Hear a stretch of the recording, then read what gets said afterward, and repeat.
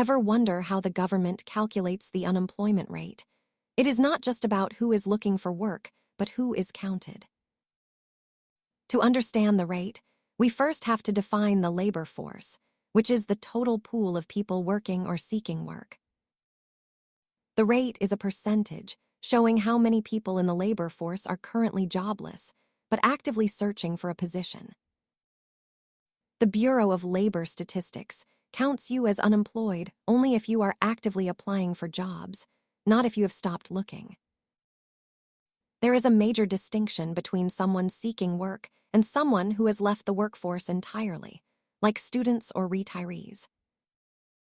The rate fluctuates over time based on business cycles, showing how the economy expands and contracts throughout the years. Keep in mind that this single number does not tell the whole story about wages, underemployment, or the quality of available jobs. Understanding these metrics helps you follow economic news more effectively. Subscribe for more financial basics and stay informed.